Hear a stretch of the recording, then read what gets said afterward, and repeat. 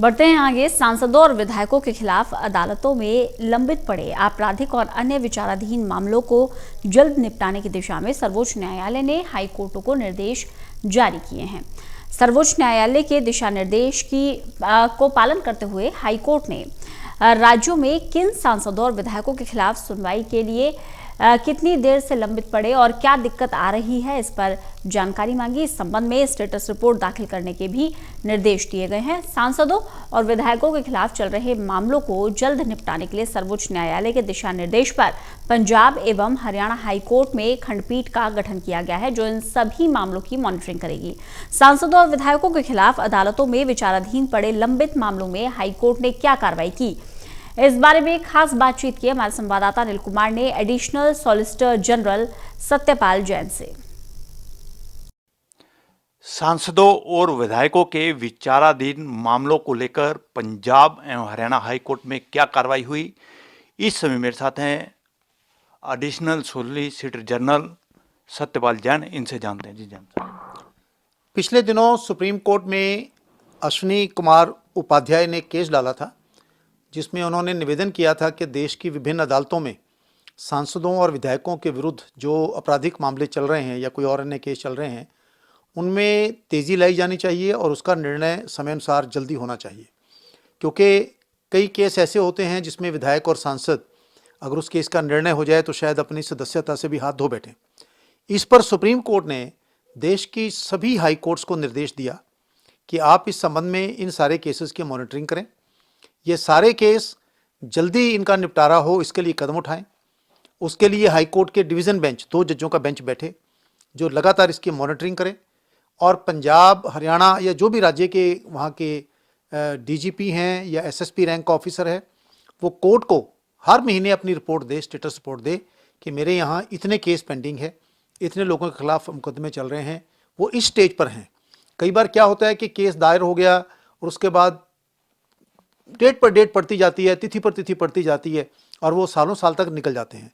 तो उसकी supreme court के जो आदेश हैं उनकी पालना करते हुए पंजाब हरियाणा हाई कोर्ट में भी इसकी पालना की गई है, और एक डिवीज़न बेंच हाई कोर्ट का, जिसमें जस्टिस राजन गुप्ता और जस्टिस करमजीत सिंह जी हैं, उनका बेंच बना है। तो उन्होंने पहले advocate general Punjab, Haryana, additional solicitor general government of India सबको नोटिस इशू किया। उसके बाद कल फिर वो दोबारा सुनवाई के लिए आया, और कल सुनवाई के दौरान उन्होंने एक जो एमिकस क्यूरी होता है, अदालत का मित्र, उसको भी नियुक्ति की है, उसने भी अपनी रिपोर्ट दी है। और आगे अब उन्होंने कहा है कि सारी स्टेट्स में पूरी स्टेटस रिपोर्ट, कौन विधायक, कौन सांसद, कौन सा केस है, किस अदालत में पड़ा है, कितनी देर से पड़ा है, क्या क्या उसमें अपराध हैं और उनकी सुनवाई में क्या दिक्कत आ रही है, नहीं आ रही है, इस संबंध में सारी की सारी जो स्टेटस रिपोर्ट है वो फाइल करेंगे। क्योंकि केसों का निपटारा जल्दी करना है, ये इसका उद्देश्य है। इस कारण से अब सुनवाई इस केस की भी हाई कोर्ट में जल्दी होगी। जैन साहब, हाई कोर्ट ने क्या दिशा निर्देश जारी किए हैं? हाई कोर्ट, देखिए, जो केस चल रहे हैं, केस का निर्णय तो नीचे की अदालत ने करना है। जिस भी अदालत में केस है वो निर्णय करेगी। उसको ना हाई कोर्ट ना सुप्रीम कोर्ट कोई ये निर्देश नहीं दे सकता कि आप इस केस का निर्णय ऐसे करें। लेकिन निर्णय जल्दी हो, समय पर हो, उसमें देरी ना हो। और अगर देरी हो रही तो क्यों हो रही है, जिसे बोलते हैं ना पूछताछ करना, मॉनिटर करना। तो हाई कोर्ट तो उन केसेस को अपने क्षेत्र में, पंजाब, हरियाणा और चंडीगढ़, जो पंजाब हरियाणा हाई कोर्ट के जुरिस्डिक्शन में आता है, उनमें मॉनिटरिंग करेगा।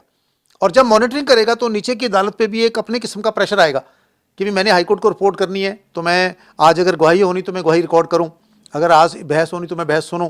नहीं तो आमतौर पर होता है कोई वकील इधर बिजी है, कभी कोई दूसरा वकील बिजी है, उनको लगता है कि चलो अगली बार देख लेंगे। तो वो जो एक, मैं कहूँगा, ढिलाई का, सुस्ती का एक आलम बना हुआ था, वो चुस्त और दुरुस्त कर दिया है हाई सुप्रीम कोर्ट ने, और सुप्रीम कोर्ट के बाद हाई कोर्ट ने। तो अब ये मुकदमे तेजी से चलेंगे और सारा देश चाहता है कि इनका निर्णय जल्दी हो। अगर वो सांसद और विधायक निर्दोष है तो जनता को मालूम हो कि इस पर झूठा केस बनाया गया था, ये आरोप मुक्त होकर घर जाके बैठे, काम करे, ठीक ठाक काम करे, सेवा करे। और अगर वो दोषी है तो फिर दोषी होते हुए भी क्यों वो सांसद और विधायक रहे, उसका निर्णय जल्दी होना चाहिए। जल्दी निर्णय होना सांसद के भी, विधायक के भी, जनता के भी, देश के भी संविधान के हित में है। यही कोशिश हाई कोर्ट की है, यही कोशिश सुप्रीम कोर्ट की है। जैन साहब, अब क्या आम लोग उम्मीद कर सकता है कि जितने भी सांसदों, विधायकों या अन्य राजनीतिक लोगों के खिलाफ मुकदमे अदालतों में विचाराधीन हैं, जल्दी फैसला आ जाएगा? हाँ, मैं समझता हूँ कि सर्वोच्च न्यायालय के आदेश सारे हिंदुस्तान की अदालतों पर बाध्य होते हैं और इस केस में तो अब हाई कोर्ट ने भी उसको गंभीरता से लिया है। हालांकि इस केस में अब अगली तारीख की सुनवाई की तय नहीं हुई अभी, वो जल्दी हो जाएगी, 10-15 दिनों में, 20 दिनों में तय हो जाएगी। और मैं समझता हूँ कि देश की जनता को भी, सांसदों को भी, विधायकों को भी, सबको अब ये आशा बंधी है कि इन केसों का निर्णय जल्दी होगा, दूध का दूध और पानी का पानी होगा। जो दोषी है उसको सजा होगी, जो निर्दोष है वो घर जाकर मिठाई बांटेगा। ये थे मेरे साथ additional solicitor general Satyapal Jain. इन्होंने कहा है कि सांसदों और विधायकों के अदालतों में विचाराधीन पड़े केसों को लेकर अदालत ने दिशा निर्देश जारी किए हैं। इसके साथ साथ उन्होंने ये भी उम्मीद जताई है कि अब सांसदों, विधायकों या अन्य राजनीतिक नेताओं के खिलाफ जो मामले अदालतों में लंबित पड़े हैं, जल्द निपट जाएंगे। Anil Kumar, total news, Chandigarh.